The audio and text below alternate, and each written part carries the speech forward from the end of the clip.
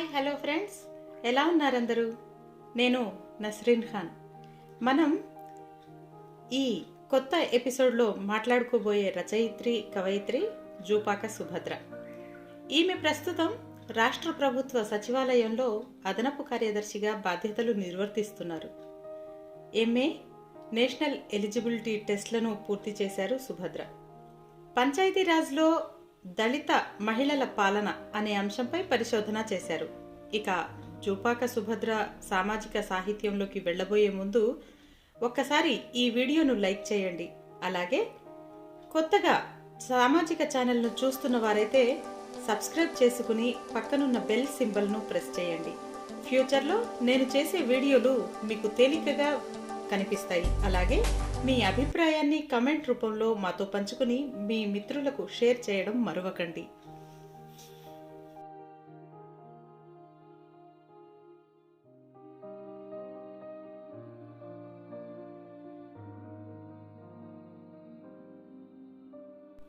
దళిత మహిళల కథల సంకలనమైన రాయక్క మాన్యం రచయిత్రి జూపాక సుభద్ర. ఈమె తెలంగాణ సాంస్కృతిక పర్యావరణంలోని సామాజిక వైయక్తిక సంఘటనలను, సంఘర్షణలను, గాయపడిన మానవీయతలను ఈ రాయక్క మాన్యం కథల్లో అద్భుతంగా చిత్రించారు. ఇందులో 17 కథలున్నాయి. ఈ 17 కథల సమాహారానికి ముందు మాటకు ఆమె రాసిన మనోభావాల చిత్రిక అయిన అన్నింటికీ తెలంగాణ వాడుక భాషా పదాలే వాడడం విశేషం. ఇవన్నీ మనసు పొరల్లో నిక్షిప్తమై ఉన్న మన మట్టి వేర్లను తడుముతాయి. సో మీరు కూడా ఆ జాడల్లో సోలిపోతారని ఆశిస్తూ విశేషాల్లోకి వెళ్ళిపోదాం.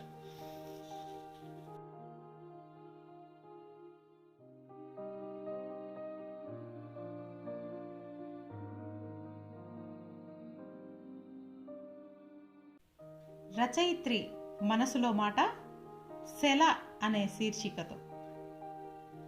మా దళిత మహిళల శ్రమతో అభివృద్ధి చెందిన సమాజం మా చరిత్రల్ని, సాహిత్యాల్ని పక్కకు నెట్టింది.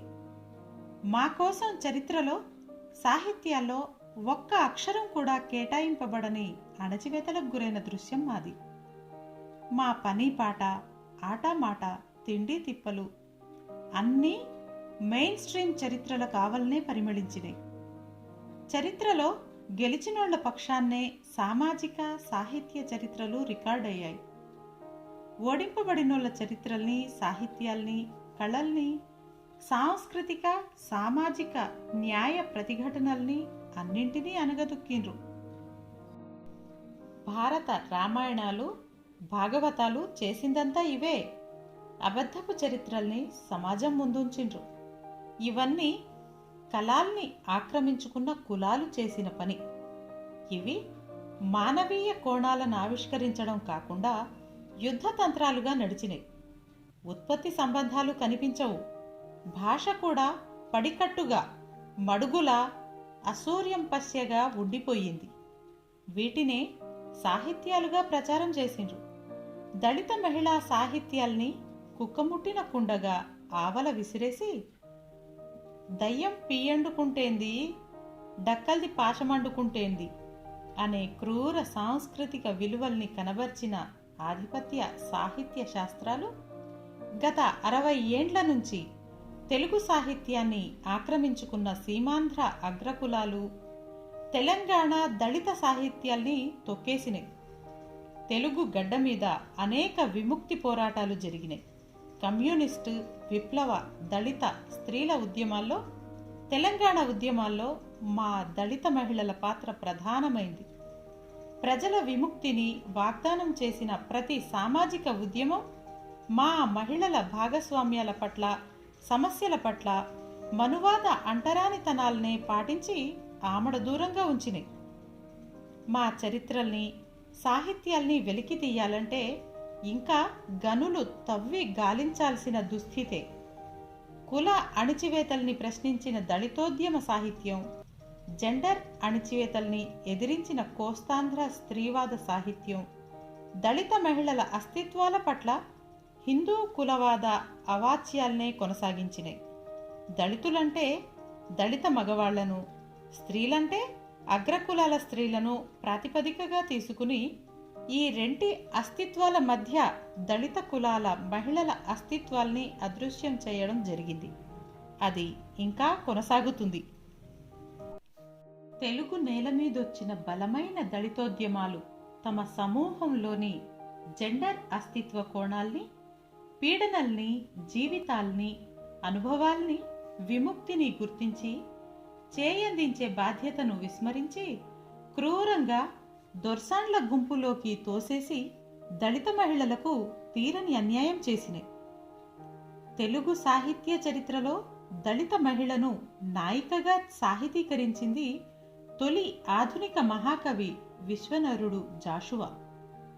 జాషువా 100 నాడే దళిత మహిళ దుస్థితిని సలసల కాగి చిందిన కన్నీటి బిందువని దుఃఖించిండు.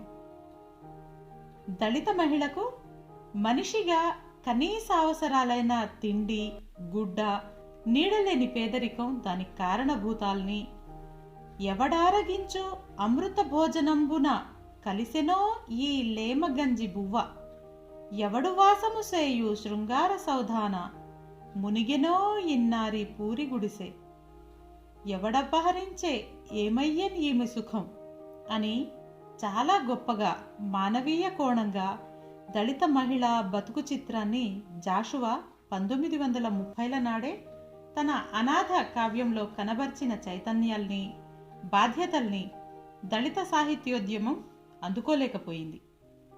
ఇప్పటికీ దళిత మహిళలది శ్రమదోపిడి, హింస, మగపెత్తనాలు, దొరపెత్తనాలు, పేదరిక హింసలు. ఇవి అగ్రకులాల స్త్రీల అనుభవంలోకి అవగతం కాని సమస్యలు. వీటిని ఎదుర్కోవడానికి ఇప్పుడున్న కోస్తాంధ్ర స్త్రీవాదాలు సరిపోవు. సమస్యలు ఒకటి కానప్పుడు ప్రయోజనాలు కూడా ఒకటి కావు. కుల నిర్మూలనకు, మహిళా విముక్తికై పోరాడిన బహుజన కులాల సామాజిక వైతాళికులైన సావిత్రిబాయి పూలే, జ్యోతిరావు పూలే, పెరియార్, అంబేద్కర్, జాషువా, కాన్షీరాంలను వారి భావజాలం పట్ల కోస్తాంధ్ర స్త్రీవాద సాహిత్యం మౌనం వహించింది. కానీ బహుజన కులాల మహిళల పట్ల వ్యతిరేకతలు, చీత్కారాలు ప్రదర్శించిన వీరేశలింగం పంతులు తమ కులంలోని రుగ్మతలు తమ స్త్రీల సమస్యల వరకే పరిమితమైన గురజాడ, చలం, కొడవటిగంటి కుటుంబరావు వంటి అగ్రకుల రచయితలని సమాజ సంస్కర్తలుగా, యుగ కవులుగా, రచయితలుగా చిత్రీకరించింది. స్త్రీవాద సాహిత్యం హిందూ కులగీత, మగగీత హద్దుల్లోనే సాహిత్య సృష్టి చేసిందనడానికి ఇవి నిదర్శనాలు. పై రచయితలు తమ కులాల స్త్రీల జీవితాలను సాహితీకరించితే అది సమాజంలోని మహిళలందరికీ సంబంధించిన సాహిత్యంగా ప్రచారం చేసి అణగారిన కులాల మహిళలను సమాజ సాహిత్య చర్చలోకి రాకుండా తొక్కేసింది స్త్రీవాద సాహిత్యం. ఊరావలి ఊసే ఎత్తని వాళ్ళు సమాజ సంస్కర్తలు ఎట్లా అవుతారు? అగ్రకులాల స్త్రీలకు పితృస్వామ్యమే శత్రువు అంటారు. పితృస్వామ్య విముక్తే వారి విముక్తి. కానీ దళిత మహిళల విముక్తి చాలా పీడనలతో ముడిపడి ఉంది. కులహింసలు, శ్రమదోపిడి, దొర్సాని ఇంటి మగస్వామ్యాలు, ఆకలి హింసలు, ఇవన్నింటి నుంచి దళిత మహిళ విముక్తి చెందాల్సి ఉంది. స్త్రీవాదాలు, స్త్రీ సంఘాలు ఈ వాస్తవాల్ని అర్థం చేసుకుని దళిత మహిళల పక్షాన పోరాడాల్సిన బాధ్యత ఉంది. ఇప్పుడు అస్తిత్వ సాహిత్యాలు చాలా బలంగా వస్తున్నాయి. అయినా ఆధిపత్య కులాల రచనలే సాహిత్యంగా చలామణి అవుతున్నాయి. అగ్రవర్ణ రచయితలు అణగారిన వారిపై రచనలు చేస్తే అది ప్రధాన స్రవంతి సాహిత్యంగా, యూనివర్సల్ సాహిత్యంగా గుర్తించబడుతుంది. కానీ అణగారిన సమూహాలైన మేము మా జీవితాల్ని, సంఘర్షణలను, అవమానాల్ని, అనుభవాల్ని మేమే సాహిత్యంగా మలిస్తే అవి దళిత సాహిత్యమని, తెలంగాణ సాహిత్యమని పరిమితమైనవిగా మా విస్తృతిని కుదించుతున్నారు. ఇంకా శిల్పం లేదని, అర్థం కాలేదని, భూతని అవాచ్యం చేసి స్థానిక సాహిత్యాలని పక్కన పెడుతున్నాయి ఆధిపత్య సాహిత్య రాజకీయాలు. ఇట్లా నా చుట్టూత సమాజాలు అల్లిన అనేక అణచివేతలు, వివక్షలు, సంతోషాలు, దుఃఖాలు, అవమానాలు, నిరసనలు, అనుభవాల నుంచే నా ఈ కథలు. ఈ కథల దొంతుల్లో అంటబడని నా తల్లుల తరాల తండ్లాటలున్నాయి. అక్కలు, చెల్లెండ్లు నిత్యం ఎదుర్కొంటున్న దుఃఖాలు, పాలుమరువని బాల్యాల బాధలున్నాయి. నా సాహిత్యానికి పునాదులు తెలంగాణ దళిత మాదిగ మహిళలైతే దాని వెలుపలి హద్దులు మొత్తం సమాజమే. నా సాహిత్యానికి ప్రధాన స్రవంతిగా తెలుగుగా చలామణి అవుతున్న సీమాంధ్ర అగ్రకుల సాహిత్యానికి మధ్య వేల ముండ్ల కంచెలు. తెలంగాణ రాష్ట్రం కోసం 60 ఏండ్ల సుదీర్ఘ పోరాటంలో ప్రాణాలు బలిపెట్టిన వేలాది బిడ్డల త్యాగ ఫలితంగా వెలువడిన తెలంగాణ వచ్చిన పండుగ్గోలే నా ఈ కథలు వెలుగు చూస్తున్నాయి. స్వాతంత్ర్యం వచ్చి 7 దశాబ్దాలు కావస్తున్నా మేము ఇంకా మట్టి పొరల్లో పిడికెడు మెతుకులందని, దోసెడు నీళ్లందని ఆకలి జీవులుగా ఈ భూమి మీదే బతుకుడే కష్టంగా ఉన్నది. ఒడ్డు కనబడని ఒడవని కథల్లో నేను రాసింది నువ్వు గింజలో నూరో వంతు, రాయాల్సింది సిల్కల గుట్టంత. ఊరికి వాడకు తండాకు బాంచలుగా ఉన్న ఆడోళ్ళు బతికి బట్టగట్టాలే, చదవాలే, రాయాలే, ఉద్యోగాలు చెయ్యాలే, ఊళ్ళేలాలే. అన్ని రకాల వివక్షల్ని, హింసల్ని ధిక్కరించే నాయకత్వాలు చెయ్యాలి. సమాజానికి సమన్యాయం పంచే మట్టి మహిళల మానవీయం జయించాలి. ఈ తొవ్వకు ఏ సాహిత్యమైనా తోడవ్వాలి. జూపాక సుభద్ర.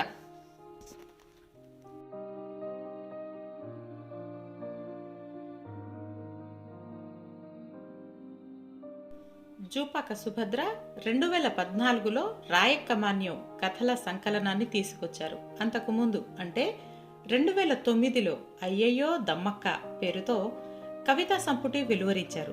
ఇప్పుడు మనం మాట్లాడుకుంటున్న రాయక్కమాన్యం పుస్తకంలో 17 కథలున్నాయి. ప్రతి కథ దేనికదే ప్రత్యేకం.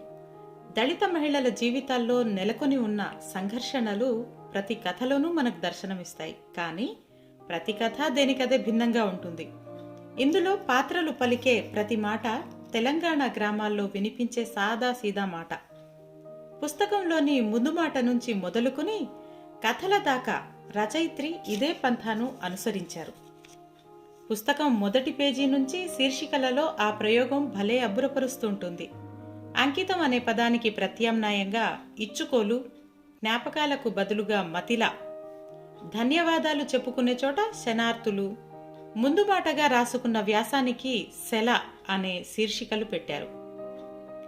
కథల శీర్షికలు కూడా వైవిధ్యంగా కొనసాగాయి. కథల్లో కూడా ప్రతి పదం మన మట్టివేర్లను తడుముతున్నట్లుగా ఉంటుంది. పాత్రల చిత్రీకరణ మన ఆత్మీయులను మన కళ్ల ముందు నిలుపుతుంది. జూపాక సుభద్ర సామాజిక సాహిత్యం గురించి ఇంకొంచెం మాట్లాడుకుందాం. జూపాక సుభద్ర, రాయక్కమాన్యం అనే కథల సంపుటి, అయ్యయ్యో దమ్మక్క కవితా సంపుటి, ఈ 2 పుస్తకాలకు ముందు కూడా ఎంతో సాహితీ సేవ చేశారు. అలాగే ఉద్యమ స్ఫూర్తి అని కూడా ఆమెను చెప్పొచ్చు మనం. కాలిక వ్యాస రచయిత్రిగా కూడా స్త్రీవాద మాసపత్రిక భూమికలో 2007 నుంచి అణగారిన మహిళల సమస్యలపై వ్యాసాలు రాశారు. దాని శీర్షిక మా అక్క ముక్కుపుల్ల గిన్నె పోయింది. ఆ తర్వాత ఇంకా ఒక సంపాదకత్వం వహించిన ఒక పుస్తకం ఉంది, చంద్రశ్రీ యాదిలో అనే గ్రంథం. ఇంకా ఇది కాకుండా సహసంపాదకత్వం నల్లరేగడి సాళ్ళు మాదిగ అనుబంధ కులాల మహిళల కథా సంకలనం అది. ఆ తర్వాత కైతునకల దండెం అనేది మాదిగ కవిత్వం. కమ్యూనిజమా కోస్తావాదమా తెలంగాణ విద్యావంతుల వేదిక వారి వ్యాస సంకలనం. వీటికి సహసంపాదకులుగా పనిచేశారు. ఇవి కాకుండా తమిళ రచయిత్రి బామ అని ఉంది. ఆమె రచించిన నవల సంగతిని తెలుగులో సంగతిగా ఇంగ్లీషు నుంచి అనువదించారు. నమస్తే తెలంగాణ, ఆంధ్రజ్యోతి, సాక్షి, వార్త, మన తెలంగాణ, నవ తెలంగాణ, ప్రజాశక్తి, సోయి, అరుణతార, భూమిక, నడుస్తున్న చరిత్ర, నవ్య, విపుల మొదలగు దిన వార మాసపత్రికల్లో ఆమె కవిత్వం, కథలు, వ్యాసాలు అచ్చయ్యాయి. ఇంకా వివిధ విశ్వవిద్యాలయాల జాతీయ సెమినార్లలో సాహిత్య, సామాజిక అంశాలపై అనేక పరిశోధనా పత్రాలను ఆమె సమర్పించారు. చేతన సచివాలయ సారస్వత వేదిక వ్యవస్థాపక సభ్యురాలు కూడా. మట్టిపూలు ఎస్సీ, ఎస్టీ, బీసీ, మైనారిటీ మహిళా రచయిత్రుల వేదికకు వ్యవస్థాపక నాయకురాలి. మరొకటి ఏపీ సచివాలయ మహిళా సంక్షేమ సంఘానికి వ్యవస్థాపక అధ్యక్షురాలు. తెలంగాణ సచివాలయ మహిళా ఉద్యోగుల యూనియన్ వ్యవస్థాపక అధ్యక్షురాలు. ఇవి కాకుండా వీటికి సమాంతరంగా ఎన్నో సాహిత్య సదస్సుల్లో కూడా ఆమె పాల్గొన్నారు. అఖిల భారత కన్నడ దళిత సాహిత్య ఉత్సవం బెల్గాంలో జరిగింది, కర్ణాటకలో 2012లో జరిగింది. అఖిల భారత దళిత రచయిత్రుల మహాసభ పాండిచ్చేరిలో జరిగింది. దళిత మహిళల సాహిత్యంపై Kerala university of science and technology 2005లో జరిగింది. అఖిల భారత కన్నడ దళిత సాహిత్యోత్సవం కోలార్లో 2016లో జరిగింది. జూపాక సుభద్ర పొందిన అవార్డుల గురించి కూడా కాస్త చెప్పుకుని ఆ తరువాత ఆమె రచించిన కథ గురించి మాట్లాడుకుందాం.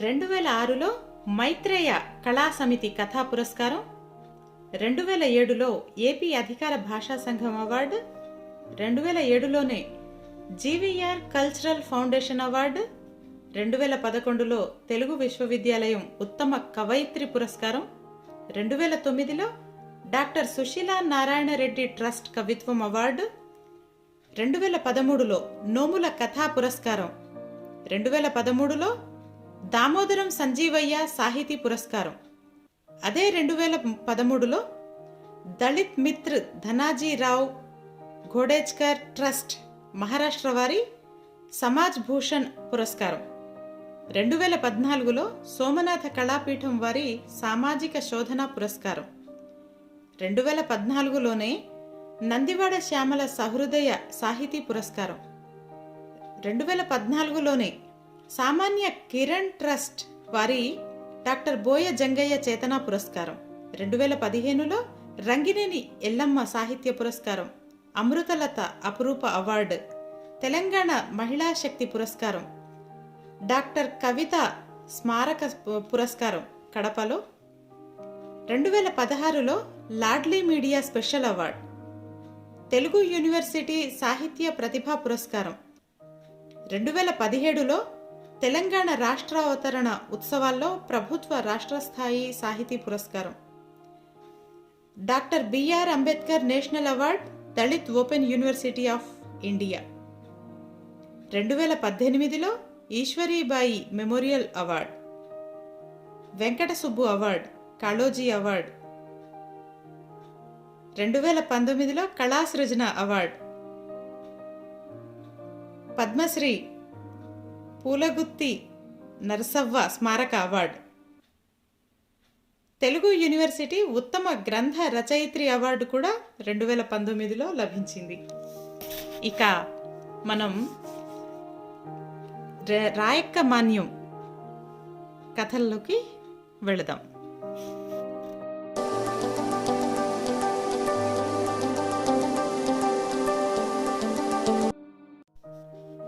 రాయక్క మాన్యం.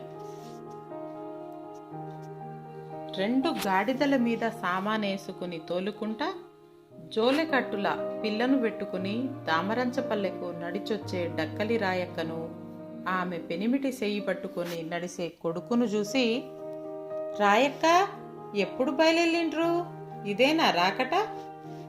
కుంట్ల ఎడ్లకు నీళ్లు దాపిచ్చి కొట్టుకచ్చుకుంటా ఆ ఊరి మాదిగ మూకన్న అడిగిండు పలకరించినట్టు. కాకరపల్లె నుంచి పొద్దుగాల బయలుదేరినం తమ్మి అని, ఇంకా అవ్వగిట్ల మంచేనా, పిల్లలు గిట్ల అంత బాగేనా తమ్మి అని అడిగింది. ఆ మంచే రాయక్క, మీరంతా మంచేనా? ఏం మంచి తమ్మి, అంత కరువు కొట్లాడుతుంది, ఊరికి పిడికెడు బూడిది పుట్టుకుంటైతుంది. సరేగాని ఊళ్ళో ఎట్లున్నది తమ్మి? గట్టనే ఉన్నది అవ్వెడవంగా బిడ్డెడిసినట్టు అన్నాడు నడుచుకుంటనే. చెరువుకుంట ఇంతలా రానే వచ్చింది. అది చూడంగానే రాయక్క గాడిదల నాపి, గీ పిల్లిగుండ్ల సెల్కల్లుంటాం తమ్మి, ఇంటికి సందలకాడత్తా అని చెప్పి గాడిదలను అటువైపు మలుపుకొని పోయింది. మూగన్న ఎడ్లను కొట్టుకొని ఇంటికొస్తూ తొవ్వొంటి కలిసినోళ్ళందరికీ డక్కలి రాయక్కచ్చిందని, పిల్లిగుండ్లల్ల గాడిదలు ఇడుచుకున్నారు అని చెప్పిండు దప్పు సాటింపోలే. డక్కలి రాజక్కకు ఈ దామరంచెపల్లె మీద ఇస్స ఉంది. ఆమె గురించి మాదిగిండ్లల్లా చాలా పెద్దగా చెప్పుకుంటారు. ఊళ్ళే చిన్న పెద్ద అందరూ డక్కలోళ్లను డక్కలిది డక్కలోడు అని పిలుస్తారు. కానీ ఈ డక్కలి రాజక్కను మాత్రం వెనక ఎట్లా పిలిచినా ఆమె ముందు మాత్రం రాయక్క అని పిలుస్తారు. మనిషి మట్టె గజమున్నట్లుంటది. ఎత్తుగా దళంగా సెయ్యెత్తే అందకుండా మొగోడున్నట్లుంటది. నడిమి గోసుగోసుకొని చెవు నిండా సొమ్ములు కాళ్ళ కడియాలు పెట్టుకొని నడిస్తే భూమి దద్దరిల్లుతుంది. చాలా తెలివిగలదంటారు.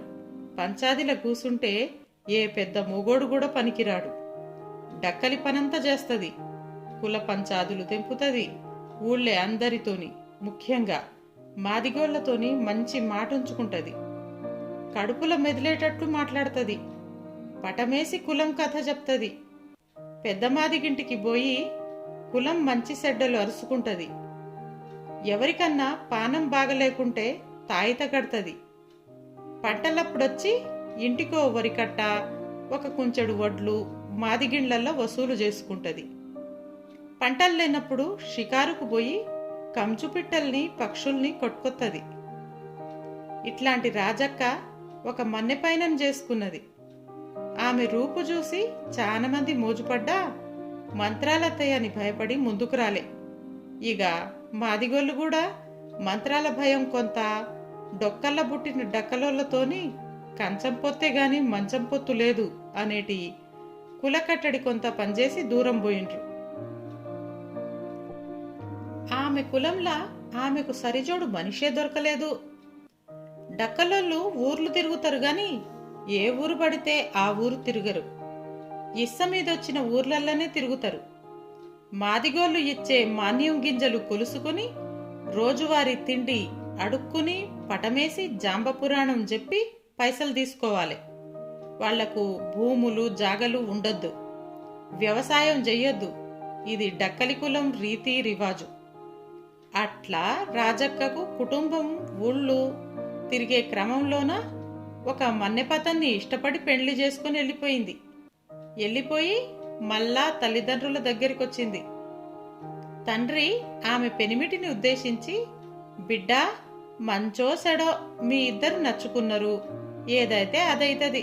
నా బిడ్డే నా కులపోన్ని చేసుకుంటే అది ఏరే మాటుండు. అది మంచిగా బతే చాలు. నీ కులంలా నా బిడ్డను కలుపుకోరు, ఇంట్లోకి రానియ్యరు.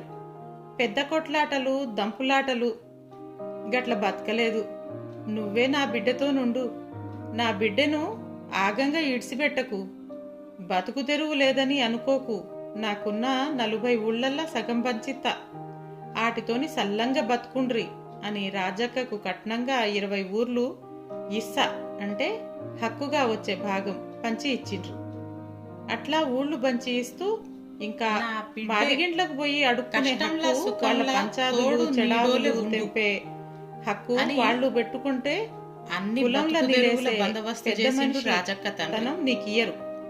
అదంతా రాజవ్వనే చూసుకుంటాడు. నువ్వు చేసే పనులు నువ్వు చేసుకుంటా రాజక్కతోనే ఉన్నాడు. రాజక్క నిడిసి మళ్ళా అతని కులంలోకి పోలే. కులం జడ్డ రాజక్కతోని సుఖమైతే దక్కిందంటారు ఊళ్ళే. అట్లా తండ్రి పంచిచ్చిన ఊళ్లకు రాజక్కే ఇస్తదారి. మాదిగ కులకట్టులో కులం బాధ్యతలు పెట్టే కాడ పోసే కాడ ఏం తేడాలొచ్చినా రాజక్కే తెంపాలే. అది కుల కట్టడి. డక్కలోళ్లకు మాదిగలిచ్చే మర్యాదలు. రాజక్క పెనిమిటి పిల్లలు ఒక చెట్టు నీడ దాపున చెరువుకుంట కట్ట దగ్గరకు చూసుకుని గాడిదల మీదున్న మూటల్ని దించిడ్రు. తెచ్చుకున్న నీళ్లను పిల్లలకు దాపిచ్చి వాళ్లు కొంచెం దాగి కాసేపు కూసొని దమ్మార్సుకున్నారు. రాజక్క పెనిమిటి గాడిదలను నీళ్లు దాపని కుంటలకు తీసుకుపోయిండు.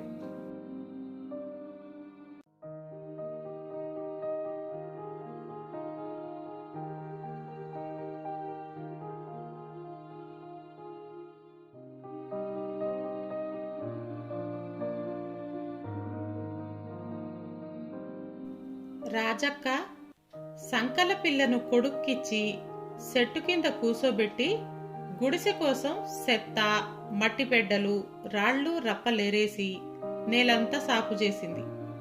ఇంతలా రాజక్క పెనిమిటి గాడిదుల్ని కుంటకట్ట మీద ఇడిసిపెట్టి గుడిసె వేసుకునే పని చేస్తుంటే అతనికి సాపసింపులు, తాళ్లు అందించి ఇప్పటికిట్లుండని రేపు తాటికమ్మలు తెచ్చుకుందాం అని 3 రాళ్లు తెచ్చి పొయ్యి పొందిచ్చి ఈ పుల్లా పుల్లా తెచ్చి పిడికె నిప్పు తయారు చేసేసరికి సీకటి సిటుక్కుమన్నది. రాజక్క బుడ్డపిల్లను సంకనేసుకుని కొడుకుని తీసుకుని గంజుగిన్నెతోని మాదిగిండ్లకు చేరింది. ఓ మల్లక్క, డక్కల్దాన్ నచ్చినా కీక పెట్టింది. మల్లక్క బియ్యం జరుపుకుంటా బయటికొచ్చి, ఏందే రాయక్క, ఎప్పుడత్తివి, అంతా మంచేనా అని అడిగింది. సందకాన్నే వచ్చినం మల్లక్క అన్నది రాయక్క. పొలంలోనే పొద్దుపోయింది, ఇంకా పొయ్యే రాజేయలేదాయే, మళ్ళా రాపోరాదు మల్లక్క అన్నది. ఇంతలా మల్లక్క పెనిమిటి సారయ్య కాళ్ళు గడుక్కుంటా, ఏందే రాయక్క, ఎప్పుడు దిగితిరే అని పలకరించిండు. ఈ పొద్దే దిగినమే. పోయినేడు కండ్లబడకపోతిరేందే, అంత మంచేనా, నీ పెనిమిటి మంచిగున్నడా? మంచేనే, కరువు కాలంలొచ్చి మిమ్ముల తిప్పలేం పెట్టాలని రాలేదే. సరేగాని బువ్వయ్యేదాకా కూసుంటవా, ఏరే ఇండ్లకు పోయొత్తవా? మళ్ళేం రాను, రేపత్తది అని పిల్లను సదురుకున్నది పోనీకి. నీ పని మంచిగున్నది రాయక్క, ఊరి మీది సద్ది ఉట్టిమీది సమరు, గీ కూలినాలు చెయ్యాలే, అండాలే, పెట్టాలే అనే ముచ్చటే లేదు, నోసుకొని పుట్టినవే అని మల్లక్క అనుకుంటా బియ్యం గడిగి పొయ్యి మీదేసింది. రాజక్క ఇని ఎన్నట్టే వెళ్ళిపోయింది. నువ్వు కొత్తగనుడైందే, గా పులం పుట్కే గసొంటిది, వెనకటి నుంచి ఉన్నదేనాయ్, దాన్నేం చెయ్యమంటావు సారన్న సమర్థించిండు. రాజక్క 4-5 ఇండ్లకు పోయి కూర, తొక్కు, బువ్వతోని సగానికెక్కువే గంజుగిన్నె నింపుకున్నది. ఇంకో ఇంటికి పోతే గంజు నిండుతుంది, పొద్దుగాలెప్పుడో తిన్నరు పొరగాండ్లు అనుకున్నది. పోసవ్వా, డక్కలితాన్ నచ్చిన బాంచన్ అని పిలిచింది. పోసమ్మ రాజక్క పిలుపిని బయటికొచ్చి, నీ మల్లుమాన్యాలేమున్నాయని బువ్వెయ్యాలే, బువ్వలేదేం లేదు పో అని కసిరి కొట్టి ఎవరి మీది కోపమో రాజక్క మీద తీర్చుకున్నది. అట్లా కసిరిచ్చినట్లు మాట్లాడంగానే ఆకలి మంట మీదున్న రాజక్క కూడా సర్రున కోపం ఎగదన్నింది. ఏందే పోసి, నాకు ఊకనే పెడతాన్రానే, నా మాన్యం దున్నుకుంట తింటున్నారు, నిన్ను బువ్వడుగుతున్నా, నీవు మాదిగ కులం దానివని నీ ఇంటికొచ్చినా, లేకుంటే ఊళ్ళో గింతమంది ఉండంగా నీ దగ్గరికే ఎందుకచ్చిన్నే అని సాట జరిగినట్లు సెరుగుదామనుకున్నది. కాని అట్లా అనద్దు, మర్యాద ఉంచుకోవాలే, బిచ్చానికి పోయి ఆ మిల్లు కరుసుడెందుకు, తప్పుల బడుడెందుకు అనుకుంటా ముఖం సిన్న చేసుకుని పిల్లల్ని అన్నం గంజు పట్టుకుని తన అడ్డకాడికి పోయింది. తెచ్చిన బువ్వ పిల్లలకు పెట్టి పెనిమిటికి పెట్టి తానింత తిని, ఊళ్ళకి పోతీవి కదా, కళ్ళు దొరకలేదా అని పెనిమిటితోని అనుకుంటా రాజక్క సాపేసి దాని మీద బొంతలు పరిస్తే అందరూ పండుకున్నారు. కాని రాజక్క కసిరి ఎల్లగొట్టిన సంగతే ఆలోచిస్తుంది. బువ్వలేదు అనే మాట ఏరే ఉంటది, కాని కోపంతోటి గట్ల మాట్లాడుడేంది అని బాధపడుకుంటూనే నిద్రపోయింది. డక్కలి రాజక్క వాళ్ళ అయ్య ఇచ్చిన ఊర్లల్లో ఒక్కో ఊళ్ళో 10-15 రోజులు ఉండి పుట్టుకతోనే వచ్చిన డక్కలితనాన్ని నిభాయించుకుంటూ వస్తుంది. పొద్దున సందెకాడ బువ్వ అడుక్కచ్చుకొని పగటీలి మాదిగ రైతుల కల్లాల కాడికి పోయి కల్లానికో వరకట్ట 2 కుంచాల మాన్యం వడ్లు వసూలు చేసుకుంటది. మాన్యం అంటే మాదిగ కింది కులాలైన చిందు, డక్కలి ఉమ్మడి భూమి. దాన్ని మాదిగలు దున్ని పండించి డక్కలి చిందోళ్లకు కొంత ధాన్యం కొలవాలి. ఇది కులం కట్టడి.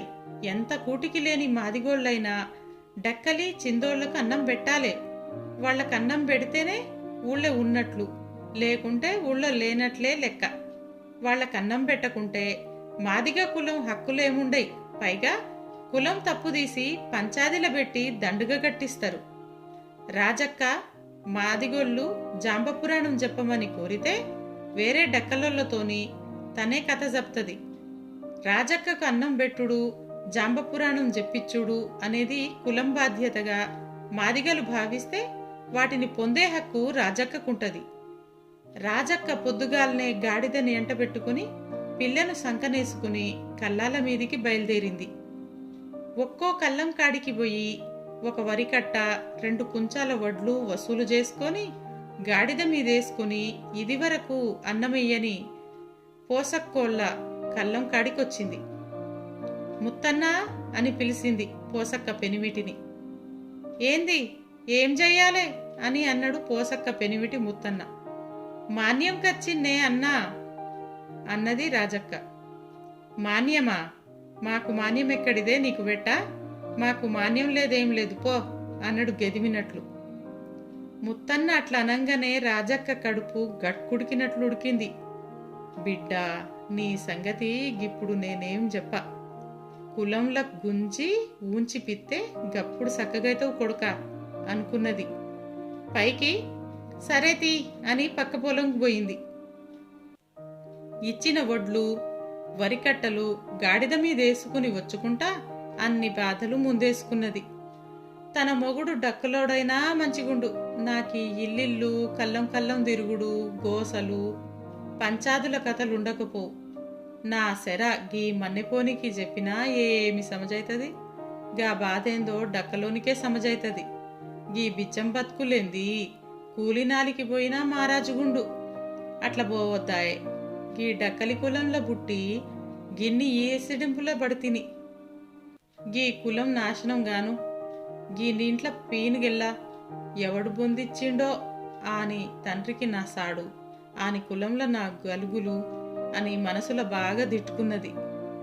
మళ్ళా మనసు దిటవు చేసుకుని గీ పోసవ్వోళ్ళు బువ్వకు పోతే బువ్వెత్తలేరు, మాన్యం వడ్లు పెడతలేరు.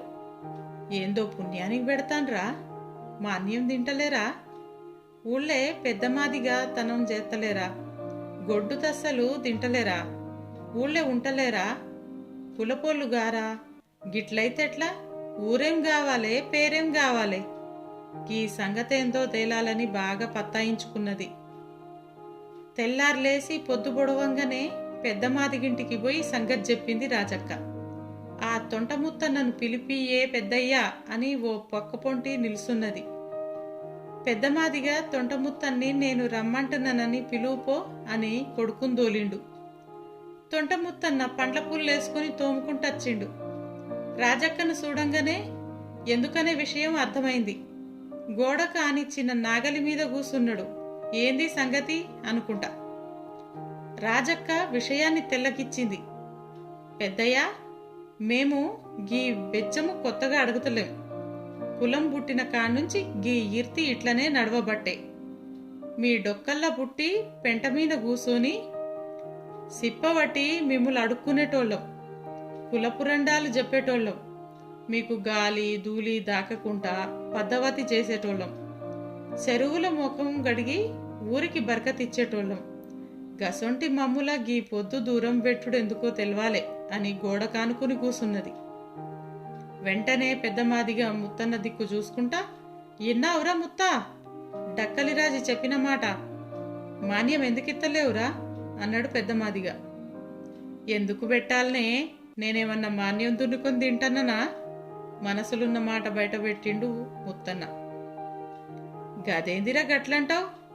ఈ ఏడు మాన్యం మీ అన్నదమ్ములకే వచ్చింది గదరా అన్నాడు పెద్దమాదిగా స్వరం పెంచి. గా సంగతి నన్ను గాదు, మా మైసన్న నడుగుండ్రి అన్నాడు ముత్తయ్య.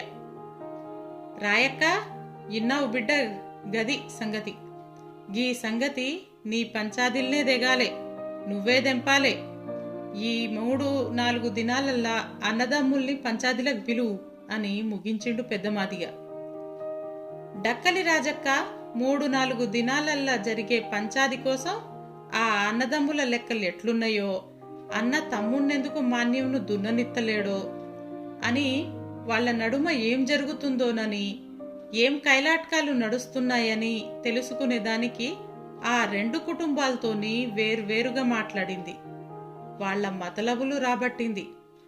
ఎవలది గండ్రగొండితనమో, ఎవలదిక్కు న్యాయం ఉన్నదని విచారించింది. బుధవారం పంచాదిని ఖాయం చేసింది. ఈ పంచాది డక్కలి రాజక్క తనకు రావలసిన కుల కట్టడిని నిలేసి కలెబడే పంచాది. తన కులానికి వచ్చిన మాన్యం భూమిని దున్నిపోయమని ఊరు మాదిగలకిస్తే, కులం రివాజును ఎగదొబ్బినప్పుడు నిలదీసి తిరిగి ఆ హక్కును సాధించుకునేదానికి ఈ పంచాది. కూలి చెయ్యనివ్వని కట్టడి, సొంత భూములు ఉండకూడని కట్టడి వల్ల అడుక్కు తినే ఈ కులం రీతి కింద రాజక్క జీవనం కష్టమైనా ఆ సంగతిని కులంలో పెట్టి మంచి చెడ్డ విచారించి నలుగురితో ఊంచిపిచ్చి గెలిసే అవకాశం ఈ పంచాదులిస్తాయి. అందుకనుకూలంగా అన్నదమ్ముల్లో బలమున్నోన్ని బలం లేనోన్ని నడుమ ఉండే అంతరాల్ని విచారించి సమానంగా దున్నుకొనమనే నీతితోని తనకు చెందాల్సిన మాన్యం గింజల కోసం, తన ఇస్స కోసం రాజక్క సమాయత్తమైంది. దానికి సరిపోను తీర్పులు నూరుకున్నది. చెప్పిన రోజున పెద్దమాదిగను కలిసి తొంట ముత్తయ్యను, అతని అన్న తొంట మైసయ్యను, కొంతమంది మాదిగ పెద్దల్ని పిలిపించింది. పంచాది సర్కారు బాయికాడి సింతచెట్టు కింద. వచ్చినోళ్ళు చెట్టు మొదట్ల కొందరు, తేలిన వేరు మీద కొందరేమో నిలుసున్నారు. ఏం పంచాదో ఇందామని. పిలిపించిన అన్నదమ్ములేగాక వాళ్ళ పెండ్లాలు పిల్లలు గూడొచ్చిండ్రు. పెద్దమాదిగే అందర్నీ చూసి రాజక్క వైపు చూసిండు మాట్లాడమన్నట్లు. పెద్దయ్యా, గీ పంచాదెందుకు కూసోబెట్టిందంటే, గీ తొంట ముత్తన్న ఆళ్ళన్న మైసన్న మాన్యం దున్ననీయనందుకు నాకు బెట్టే బువ్వ ఒడ్లు బందు పెట్టిండు. మాన్యం ఎందుకు దున్ననీయలేదో మైసన్ననే చెప్పాలే అన్నది రాజక్క. వెంటనే, మీకు దున్నుకోని అని మాటే ముందట పడుతుంది గాని దాని లోపటి మర్మాలు మాట్లాడతలేరు అన్నాడు మైసయ్య. గా మర్మాలు మనసులో పెట్టుకుంటే ఎట్లా తెలుత్తదే? 10 మందిల తెలవనీకే గీ పంచాదిల కూసున్నది అని దుబ్బల్ల గీట్లు పెట్టుకుంటన్నది రాజక్క. నేనెందుకు దున్ననిత్తలేనో ఆనికి తెలవదా? చేసిందంతా చేసి గిప్పుడే మెరగని ఎడ్డిపిలిగా నోలే కూసున్నాడు. అమ్ముక తిన్నప్పుడు ఎరకలేదా? పైసలు ఇయ్యాలని తెలవదా? గట్ల చేసి మళ్ళా ఏం ముఖం పెట్టుకుని మాన్యంలకత్తాడు? మేమెట్లా రానిత్తాం అన్నాడు పెద్ద గొంతికతోని. ఇంతలో ముత్తయ్య పెండ్లం మొగని దిక్కు చూసి, నాలి ముచ్చోడా, నల్లి కుట్లోడా, ఏం మాట్లాడవేంది? మీ యవ్వ నిన్ను ఆగంగానే ఎత్తుకొచ్చిందా? తొంటోనికి నువ్వు పుట్టలేదా అని బూతుకడుగుతా అంటే, అరే పోసక్క జరుండే, ఈడ మేం మాట్లాడుతున్నాం గాదే అని గద్రాయించిండు పెద్దమాదిగే. మైసన్న, తుమ్మలమ్ముకున్న పైసలు ఎంతియ్యాలనే అని రాజక్క అడిగింది. ఏమో 500 రూపాయలంటాడు, కానీ అంతకన్నా ఎక్కువనే వచ్చినాయి. ముత్తన్న, నువ్వు పొత్తుల తుమ్మలు పెట్టుకుని వాళ్ళ పైసలు వాళ్ళకియ్యవానే? రాజక్క మళ్ళా అడిగింది. వాళ్ళ పైసలు వాళ్ళకి ఇయ్యకుంటే యాడిగిపోతాయి? ఇద్దామనే వాళ్ళకు నా బిడ్డకు పొద్దులు నిండి ఆయే పాయే పానాలు చేస్తే గా పైసలు దావుకాండ్ల పెట్టినా. ఏం చేతు? ఇంతలా నాట్ల పైసలు వస్తాయనుకుంటే గవ్వి రాలే. ఇక ఇంట్ల పైసలు ఎల్లకపాయే. కల్లాలప్పుడు వడ్లమ్మి ఇత్తనంటే ఇనక మా మైసన్న ఆయన కొడుకులు మాన్యం భూమికి మరలబడ్డరు, దున్ననీయలే. గిది నేను చేసిన తప్పు ముత్తన్న కుదించి చెప్పిండు. సొక్కం పూస తీరు గిప్పుడు మాట్లాడంగానే సల్లబడతదా అని రెచ్చిపోయి మైసయ్య, ఇగో రాయక్క, నా తప్పుంటే నీ చెప్పుతోని గొట్టు, నోట్లే కాండ్రించి ఊంచు అని లేచిండు. తప్పు మొత్తం కింద పెట్టుకుని బాగానే లేత్తరు. తుమ్మలేంది తుమ్మల బిసాదేంది, 3 ముడికాల తుమ్మ కట్టెలకు మాన్యంలకు రానియకపోతిరి, మీరే బతుకుండ్రి. బువ్వలేక గంజిలేక సత్తే మీరే రాజ్యాలేల్దురు తీయుండ్రి, గప్పుడు మీ కండ్లు సల్లబడతాయి అని పోసక్క సేతులు ఇరుస్తుంటే మైసయ్య పెండ్లం కూడా అందుకున్నది. ఏందే ఊకుంటా అంటే బాగా మాట్లాడుతున్నావు, బూతుగడుగుడు నీకేనానే, నాకు కూడా వత్తదే మిట్టనొసల్దానా అని మీది కురుకబోయింది. అట్లా అటోళ్ళు ఇటోళ్ళు తిట్టుకుంటా అంటే పెద్దమాదిగా రాజక్క పంచాదికొచ్చిన వేరే వాళ్ళు, మీరు మీరు తిట్టుకుంటాన దానికైనా పంచాదేంది అని అదిలిచ్చి 2 గుంపుల్ని సల్లబరిసి కూర్చోబెట్టిండు. వాళ్ళు మంట తీసేసిన ఎసరోలే సలసల మసులుతుండ్రు. రాజక్క వాళ్ళనుద్దేశించి, ముత్తన్న గీ లొల్లి కొట్లాటలొద్దు, గీ పంచాది దెంపుతున్న ఈనుండ్రి. నువ్వు పొత్తుల తుమ్మలమ్ముకొని పైసలు ఇయ్యకపోవుడు ఎవ్వలు మెచ్చరు. మైసన్న అన్నదమ్ముల మధ్య గీ ఉచ్చిలితనాలొద్దు. తమ్ముడు ఏదో ఇంట్లెళ్ళక కట్టలేదాట, ఎగబెట్టిండా ఇచ్చే సొమ్ము ఎడిగిపోతదే, గాపాటి దానికి కులం మాన్యం పొత్తు నుంచి దూరం కొట్టుడు ఎక్కడ నేర్చుకున్నవే, మాన్యం పొలంను దున్ననీయకపోతే పెద్ద తప్పుల పడతావు అని పంచాది పాబంది ఇక బాగినుండ్రి. గా తుమ్మల పైసలు ఇప్పటి కల్లం వడ్లమ్మి మైసన్న కట్టేటట్లు, మాన్యం దున్నిన కూళ్ళు పెట్టుబడి పోను మిగిలిన అడ్లు సెరిసగం తీసుకునేటట్లు నాకు వెట్టే వడ్లు ముత్తన కొలిసియాలే. ఇండ్ల ఎవ్వరు మాట తప్పినా ఆళ్ళు 2000 దండగట్టాలే అని పంచాయత్ దెంపి వచ్చిన పెద్ద మనుషులకు తాటికల్లు చెప్పి తెప్పించి వాళ్లతోటి తను తాగి ఫుర్సతుగా గుడిసెకు బయలుదేరింది రాయక్క. కథ రాయక్క మాన్యం. రచన జూపాక సుభద్ర. ఫ్రెండ్స్, ఈ వీడియో మీకు నచ్చిందని భావిస్తున్నాను. నా వీడియోకు like, comment, share and subscribe కూడా చేయండి. Thank you so much. ఇంకొక ఎపిసోడ్లో మంచి కథతో కలుసుకుందాం. Bye bye.